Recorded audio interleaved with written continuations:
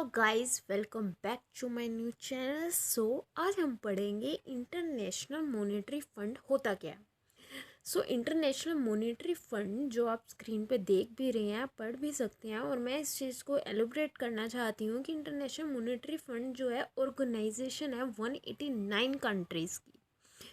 इसमें 189 कंट्रीज़ की ऑर्गेनाइजेशन है और जो वर्क करती है ग्लोबली लोगों को एक फंड है जो जो कंट्रीज़ फाइनेंशियली स्टेबिलिटी को सिक्योर करती है। जिसके पास पैसा नहीं है, जैसे कोरोना आ जाता है या फिर नेचुरली कुछ फ्लड हो गया या उस कंट्री में कुछ भी ऐसी चीज़ें आ गई जिससे कि फाइनेंशियली वो वीक पड़ेगी कंट्री, तो ये वो इंटरनेशनल मॉनेटरी फंड है जो उन कंट्रीज़ को फैसिलिटी देती हैं, इंटरनेशनल ट्रेड देती हैं या फिर प्रमोट करती हैं उनकी एम्प्लॉयबिलिटी को या फिर उनकी इकोनॉमिक ग्रोथ को।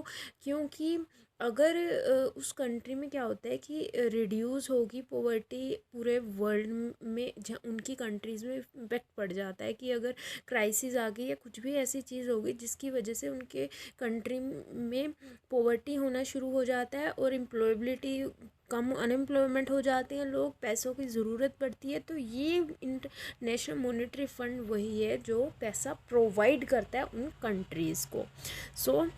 इनका मिशन यही होता है ग्लोबली इकोनॉमी को बढ़ाना और पॉवर्टी को कम से कम करना, और उनके जो बैलेंस ऑफ पेमेंट्स हैं, जो लोन वो कंट्रीज़ चाहती हैं, जो कंट्रीज़ की हमारे पास पैसा नहीं है हम पैसा ले लें, तो वो इंटरनेशनल मॉनेटरी फंड प्रोवाइड करता है, उनकी डिफ़िकल्टीज़ को रिड्यूस करता है, लोगों को, उन कंट्रीज़ के लोगों को प्रैक्टिकली हेल्प करता है उनके मेंबर्स की।